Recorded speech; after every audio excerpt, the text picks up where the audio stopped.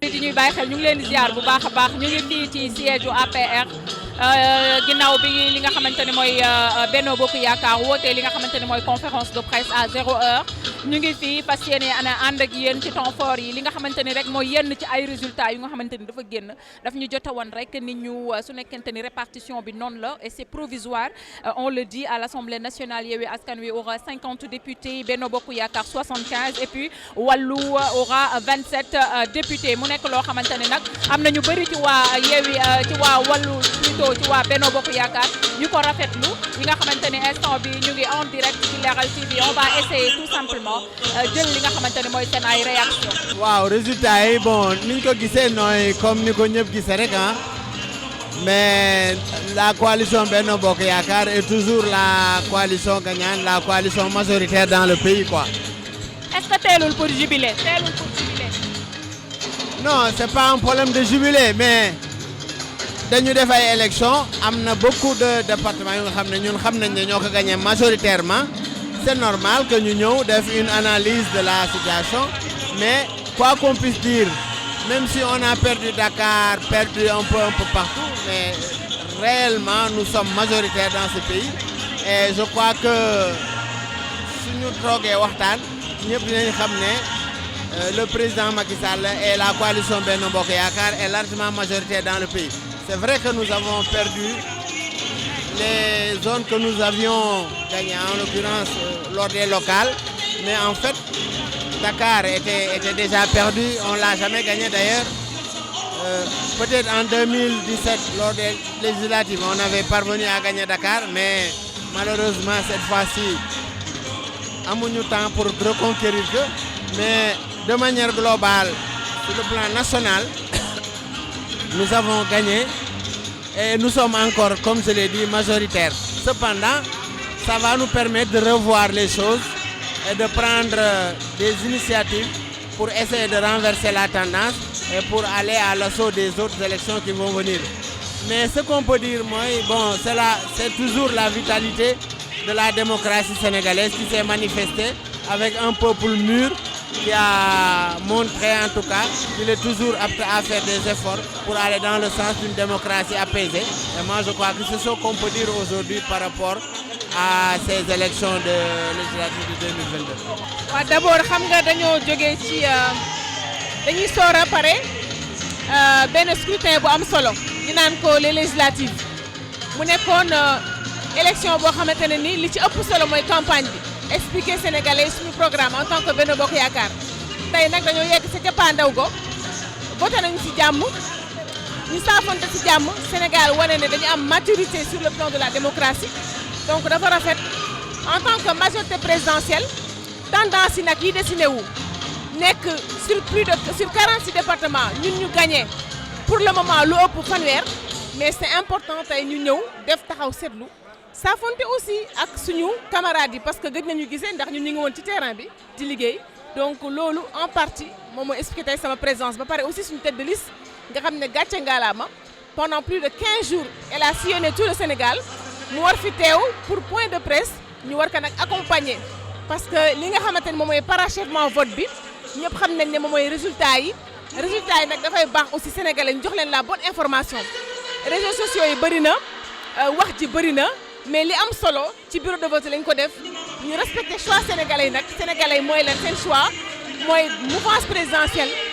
ci département yi lu ci ëpp dañ ko jox bopp pour mu continuer mission bi nga xamante ni moom la sas président la applique ñu mën a doxal chantier yi mu tàmbali. waaw xam nga da nga tudd segment bu am solo muy la 15e région ñu koy wax la diaspora on les respecte beaucoup ce sont des sénégalais comme nous d'ailleurs ñu ngi profité ci occasion bi pour ndokkeel leen mais aussi li am ba des mooy jubilé wu ñu nous avons le triomphe modeste par contre aussi au niveau de l'autre camp yaa leen tudd muy opposition nañu dal xam ne li nga xamante ni moo ëpp solo mooy résultat yi dafa am kuréel goo xamante ni moom la fi président de la République ak institution yi samp muy conseil constitutionnel moom mooy joxe résultat yi mais nag sañ nañu gis ay tendance ñu waxtaan ci mais aussi point de presse bi dafa nekk aussi vraiment loo xam ne dafa jot parce que effectivement dañoo dem campagne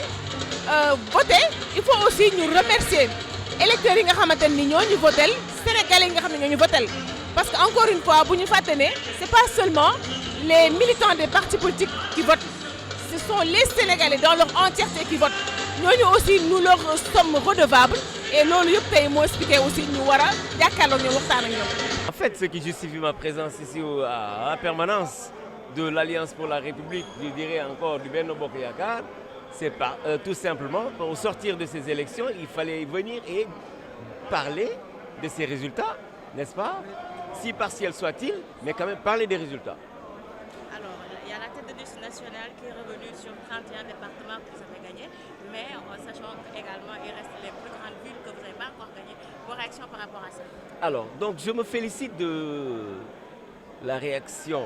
du discours de Madame Mimi Touré, tête de liste nationale. Donc une dame, je dirais bien une dame de fer très engagée, qui sait où elle met les pieds. Alors, à la voir sillonner tout le Sénégal, pour une femme, je dirais d'abord chapeau bas aux femmes. Parce que souvent on parle de sexe faible et de sexe fort. Aujourd'hui, cela a été démontré que cela n'existe pas. Il existe justement l'homme et la femme. D'accord? Je ne suis pas féministe, mais je dis tout simplement ce que nous avons vu chez la tête de liste, Mme Mimi Touré, est exemplaire et fascinant. Alors, aujourd'hui, elle est revenue sur les résultats. D'aucuns pensaient que nous avions lamentablement échoué à ces élections. Parce qu'à entendre les gens parler, eh bien, on se disait, mais voilà, c'est fini. Mais quand même, au sortir de ces résultats, si partiels soient-ils, nous savons que la majorité reste encore du côté du Benno Bokk Yakaar, à savoir le président Macky Sall. Et lorsque la tête de liste se permet de dire, comptez avec vos doigts pour voir le nombre de départements gagnés, nous avons compté avec les doigts et nous en sommes arrivés à une trentaine. Donc ça veut dire, si nous sommes arrivés à une trentaine, c'est quelque chose de tangible et de palpable. Parce qu'on aurait pu tout simplement dire, on a gagné 30. Mais quel 30? Mais si nous rentrons dans le détail, eh bien ça a été clair,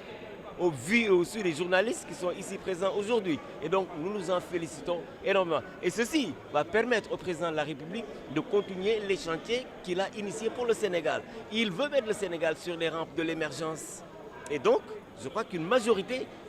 à l'Assemblée nationale pourrait lui permettre eh bien, de mener à bon port ce qu'il a initié pour le Sénégal. Et je dirais, entre autres,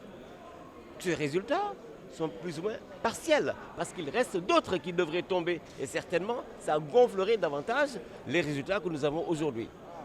Ce que vous attendiez est certes important, mais ce qui est plus important, au sortir de ces élections, 6 heures après, je crois qu'il fallait parler aux Sénégalais, leur dire exactement ce qui se passe, parce qu'il ne faut pas laisser le vide tout de même. Si eux sont en train de jubiler, ce n'est pas parce qu'ils ont gagné tous les départements, mais c'est parce qu'ils ont gagné quelque chose. À eux, libre à eux de jubiler. Libre à nous aussi de dire aux Sénégalais que voilà ce qui s'est passé, voilà ce que nous avons eu. Il fallait aussi mettre quelque chose sur la main des Sénégalais. Donc je crois que ça a été de très bonnes guerres. Donc rien ne se justifie par rapport à ce que vous venez de dire. Donc je dirais tout simplement, il fallait parler aux Sénégalais, il fallait leur dire exactement ce qui s'est passé. Et c'est ce qu'on a fait. Quid du fait qu'on aurait attendu jusqu'à demain pour dire que ceci ou cela? Non, les élections, on a fermé les bureaux de vote. Les résultats sont tombés. Je dis encore une fois, si partiel soit-il, il fallait communiquer et dire aux Sénégalais, voilà ce qui s'est passé. N'oubliez pas, madame, il existe, comment dire, des sphères étatiques dans lesquelles mais les résultats viennent, tels que le ministère de l'Intérieur. Pourquoi ne pas prendre les résultats qui nous intéressent et en parler aux Sénégalais? Et je crois que ce que Mme Mimi Touré a fait est de très bonne guerre. Voilà ce qu'il fallait servir aux Sénégalais. Donc ils n'ont pas attendre jusqu'au lendemain pour donner des résultats. Dans tous les pays du monde, c'est ainsi que ça se passe. On sort des élections, les résultats partiels sont donnés. Il ne faut pas rester muet tel une carpe. Il faut donner les résultats provisoires en attendant que tout le reste soit fait. Ouais, en fait, les résultats sont encore provisoires. Donc il faut attendre les résultats définitifs. Comme ça, on verra. Mais en tout cas, ce qui a lieu de noter, c'est que dans les 46 départements, on a gagné les 30 départements. Ça, c'est sûr. En termes de communes, on ne gagne pas. On n'a pas gagné beaucoup de communes. Mais nous, on parle en termes de départements. Donc, majoritairement, on est sorti vainqueur. Non, non diaspora bi mooy li ma la wax rek xam nga y a pas que l'Europe. Il y a l'Afrique de l'Ouest, l'Afrique centrale et dans ces départements, on a gagné. Mais le reste, on attend encore les résultats définitifs. C'est ça. Ils sont en train de jubiler, mais c'est trop tôt. C'est trop tôt. On leur demande... Ouais, pour dire aux populations, au peuple sénégalais, donc qu'on est majoritaire dans les départements. Donc c'est ça. Largement, on a gagné l'élection. Largement man mandataire la woon ci bureau de vote yi ndax ñoom dañ defe ne ñoo gagné mais ñun ñoo gagné lépp dañ ko waabale lépp Macky Sall nag day dem kenn du ko téye gis nga doom ku ndeyam liggéey nii lay def ñun ñoo ànd ak moom dekkal ngor ba léegi kon dañuy continuer ànd ak moom ba 2024 non loolu compétition noonu la ñàkkaguñu ko diaspora parce que am na ñu gagné sama doom mu nga France yónnee na ma gërëm fële Normandie ñoo gagné lépp ñàkkaguñ ko de quelques poches la ñu ñàkk te loolu dinañ ko récupérer incha allah. ah man ci waa Benno laa bokk donc dañu ñëw toog tey rafetlu résultat élection bi di kontaan ci résultat bi am nañ ci yaakaar bu baax. ndax résultat yi ñu jot woon na am na ay firnde yu wóor yu woon ne que au moins gagné nañ 30 départements au minimum donc bu ñu jàppee chiffre yooyu rek am nañ majorité ba pare. waa Afrique gagné nañ ko Afrique ci boppam xam nga Afrique ci diaspora bi la bokk mais Afrique gagné nañ ko. donc kontaan ñu ngi rafetlu loolu di remercier suñu mbokk yi d'abord ci li ñu participer ci élection yi mais en même temps quand même ñu ngi remercier ñi votel liste Benno Bokk Yaakaar te yaakaar nañ ne dina tax ñu mun a continuer liggéey bi ñu doon nit ñi jot a sumb yaakaar naa léegi nag comme élection yi jeex na. opposition bi dina ñëwaat ci ay opposition responsable bàyyi xuloo baak yooyu non du musa am mënuñ ko am c'est mathématiquement impossible non mënul nekk ñun on a gagné 30 départements sur 46 loolu dafa li mu firndeel mooy am nañ majorité absolue waaw loolu nag dina tax président Macky Sall mun a continuer liggéey bi mu tàmbalee voilà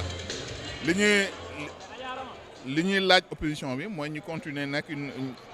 opposition républicaine di liggéeyal pour askan bi voilà. waaw xam nga Benno Bokk Yaakaar man j'étais absolument certain que Benno Bokk Yaakaar mooy am majorité il est vrai que Dakar mësuñu ko gagné Thiès mësuñu ko gagné. Ziguinchor mësuñu ko gagné mais pourtant boobu ak léegi ñooy majoritaire ci ay élections nationales yi donc nawoon fa woon rek la demee quoi même Touba mësuñu ko gagné mais ñoo nekk majoritaire donc lii c'était prévisible tous les hommes politiques matures xam Sénégal xamoon nañ ne nii lay demee peut-être que l'opposition a fait un progrès mais ça s'arrête là la majorité elle reste la majorité le président Macky Sall Mimi Touré daf ko mérité boole ci buy jigéen pour la première fois jigéen bu ñëw taxaw wër Sénégal ñëpp jox ko bopp tey mu am ndam lu mel nii ndamu jigéenu Sénégal yëpp la donc man ni ma gën a kontaan mooy Yewwi Askan Wi nekkul sax deuxième troisième. Lawbe du Sénégal et de la diaspora. d'accord naka nga gisee résultat yi jot a génn déjà. waaw résultat yi jot a génn mooy vraiment am nañ ci satisfaction. parce que am nañ majorité assemblée nationale mais dafa des loo xam ne vraiment li président Macky Sall liggéey am na dëkk yoo xam ne waru ko woon a ñàkk daal loolu la mais xëy na loo gis tu ne rek dafa fekk li gën parce que yàlla nee na moom mooy joxe nguur te da koy jox ki ko neex mais président Macky Sall il est le meilleur liggéey na Benno Bokk Yaakaar yëpp liggéey nañ vraiment li ñu war a def lépp def nañ ko mais nag li ci des yàlla si des mais li si ëpp solo rek mooy am nañ majorité assemblée nationale muy lu am solo nga xam ne ñu am ay 100 et quelques députés day am solo lool. d'accord est-ce que teelul pour jubiler. non teelul parce que am nañ résultat yëpp par bureau vote par bureau de vote fi ñu gagné xam nañ ko fi ñu leen gagné xam ñun fi ñu gagné xam nañ ko donc teelul parce que boo xoolee liggéey bi nga xam ne ñi ko si doon liggéey boobu ba léegi avant ñuy ñëw fii boole nañ mandataire yëpp jël bulletin yëpp liggéey ko dugal ko en tout cas amul fenn fu ñu ne ñun gagné nañ ko ñu contesté ko fi ñu gagné aussi reconnaître na gagné nañ ñu fa léegi nag li si des mooy defaruwaat liggéey pour Benno Bokk Yaakaar mën a gën a am ndam ci yeneen élection yi ñëw. waaw xam nga ñun ñoo doon gunge la tête de liste nationale man ak El Hadj ñu wër Sénégal waxtaan ak sénégalais yi te liggéey boobu lañ ci jublu woon moo doon lu mel nii mooy bu ñuy dikk fa ñu wër fenn fu ci nekk ñu mën faa limee ndam te comme ni mu ko waxee li ëpp ci barab yi ñu dem jox nañu ndam président de la république waaw booba nag main dans la main ñu àndoon ko ak moom ak suñu yeneen collaborateur àndoon ak le ministre Samba Sy àndoon ak l'honorable Aliou Dia waaye àndoon ak aussi madame Khadija liggéey boobu nag waa mais xam nga ñun duñu wax lu ñu leerul xam nga boo gisee ñu toog ba waxtu wi doo ko wax parce que dañ dul wax lu ñu leerul ndax mënoo yore réew di lambatu ak di wax lu ñuy dindi dañoo toog ba waxtu bi nga xam ne am nañ lu wér ñu doog a ñëw taxaw wax koog yéen parce que àdduna du benn fan yaa ngi dégg tey moom li leer lañ leen wax te li leer loolu la wone. waaw xanaa bokkoon ci campagne bi rek comme ni ko sama rak Talla Sylla waxee ñu àndoon ak Mimi Touré def 3 semaines di wër Sénégal dugg fu ne région bu nekk département bu nekk moo tax tey ci 46 départements ñu jël fanweer yi muy 30 muy double bi moitié bi lañ bàyyee ñeneen ñi kon xam ngeen ne gagné nañ.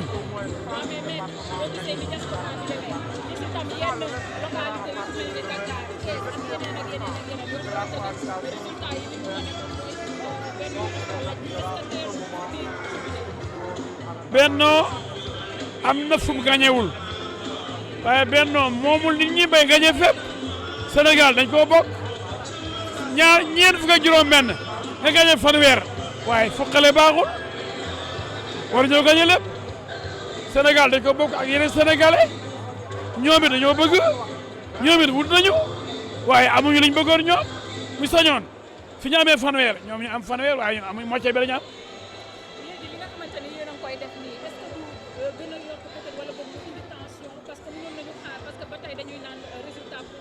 tension ku fi def tension ñu noq la ku def tension ñu ñaf la bàyyi leen di cultiver ay tapet ci réew mi jël ay bandi comme Sonko ñuy menacé ku fi menacé ñu ñaf la nga réew mi kenn du ko def Guinée wala ay Mali nga réew mi ku fi ñëw pour tuub la ñu tuubal la nga réew mi ku fi ñëw di jaay bandi ñu yar la laajal Abdou Bara Dolly laajal imam xaw ma nan Diagne laajal Barthélémy Dias ñaata yoon dem kaso laajal Guy Marius Sagna combien de fois lañ ñaf ko ci kaso bi bàyyi leen naan tension ku fi tension ñu tension la ku fi jaay ndof-ndof la ñu dof-dof la ku fi jaay ay loolu ñu ñaf la xam nga loolu yéen journaliste bàyyi leen tapet yéen journaliste yéenee dem di ñemeloo ay tapet bay foo ne ay xar mel ne ay gaynde lañu kan mooy ñooñu di menacé waaw bu ñu gagné dañuy ragal ni ñoo gagné waaw ñu gagné Kaolack dañ ko ragal a wax te ñu gagné ñu Dakar ñu nangu ko ñu gagné Tambacounda duñ ko yemee wax te ñu gagné ñu Ziguinchor ñu wax ko waaye lan la ngir tapet yéen journaliste yi ku tapet sa affaire la nga fii ku fi dof-dof la état dafay l'état restera fort ku fi dof-dof la ñu ñaf la lan la gagné Ziguinchor ñu nangul la ko gagné Saint-Louis ñu nangul la ko gagné Guédiawaye ñu nangul la ko gagné Dakar ñu nangul la ko ñu gagné li des yëpp ñun ñu mën ñu ko nangul ñu dans ndax yi du tension on s'en fout du tension bàyyi na affaire tapet lu ñu ragal wax la ñu liy gagné te ñoom ñuy bàkku di jubilé gis ngeen Barthélémy Dias mu ngi jubilé bii Dakar parce que moo gagné Dakar waaw ñun ñu jubilé ñu di gagné Sénégal merde. présenté wu d'abord di monsieur Diafara Seye bokk ci convergence des cadres républicains di militer aux HLM ñëw nekk membre de l'APR ñëwoon fii tey wax dëgg yàlla ngir jàppale sunu tête de liste ki nga xam ne mooy Aïdaratou Mimi Touré campagne bu rafet la def kenn déggul mu wax lu ñaaw tout a été constructif pour le pays kon tey bu ñëwee fii di leeral sénégalais yi ndax 46 départements la ñu am au niveau du Sénégal ñu gagné 30 départements yi am nañ espoir que ne aujourd'hui am nañu majorité confortable pour que président jalon yi mu teg 2 ans yi nga xam ne moo nekk ci mandat bi mu bañ am benn jafe-jafe parce que ñu bëri ñu ngi doon incité di wax affaire il faut que mu am rupture mais du noonu assemblée nationale ku xam rôle bi muy joué ci vote du loi yi ah on n'a pas besoin ñu am benn assemblée boo xam ne obstruction lay def aux actions de l'exécutif li mën a am mooy lan ñu ànd nekk benn parce que intérêt bi yëpp c'est pour les populations li ñuy def yëpp politique publique yi li président Macky Sall di def inégalité réparer inégalité sociale lépp lu ñuy def rek in fine demul ci mala yi ci lan la dem ci doomi aadama yi ci doomi réew mi la dem kon kooku war nañ ko mën a jàppale jox ko une majorité confortable à l'Assemblée nationale li ñuy wax nag tey basé wuñ ko ci lu ne basé wuñ ko ci wax kasaw li ñuy wax c'est des preuves factuelles c'est des résultats yi nga xam ne jot nañ ko au niveau des centres de vote jot nañ ko au niveau des communes des départements ñu xam ne aujourd'hui yàlla def na peuple sénégalais bi renouvelé waat na suñu confiance kon alhamdulillahi rabbil alamin organisé woon la tête de liste Mimi Touré doon ko def en résumé du ma sax 2 minutes li nga xam ne moo tax Mimi Touré taxaw fi tey la cellule com bu Benno Bokk Yaakaar taxaw fi tey c'était pour wax ak askanu Sénégal bi ci ñaari mbir 46 départements le Sénégal am le président Macky Sall gagné muy Benno Bokk Yaakaar 30 départements yëpp foofu jàngat bi ñu ci am ci ñoom opposition ni ñu taxawee woon aussitôt mooy xamuñ ne élection législative kenn du ko gagné ci ay communes mais ci ay départements beneen jàngat bi nga xam ne am nañ ko muy message bi nga xamante ni Mimi Touré def na ko mooy bien que am nañ majorité à l'Assemblée am na nag un message bu le peuple sénégalais lancé li nga xam ne mooy la mouvance présidentielle pourquoi am na message c'est parce que résultat yi wane na ne peuple bi wax na ñu mu ngi ñëw encore ci message bi ma wax ne peuple sénégalais bi lancé nañu ko loolu mooy c'est-à-dire raison bi tax ma ne le peuple nous a lancé un message boobu nag ku xam le président Macky Sall xam ne un message du peuple da koy téye càmbar ko saytu ko xool ko bu baax a baax pour mën ci apporter une solution donc là en résumé am nañ majorité avec un message du peuple boo xamante ni war nañ ci am jàngat bu baax a baax di ñaan yàlla nag yàlla def tawfeex mais ñuy saluer aussi vraiment le peuple sénégalais la maturité dem nañ élection amul fenn coow amul fenn problème ñun jàmm lañ xam régime bi fi nekk muy régime président Macky Sall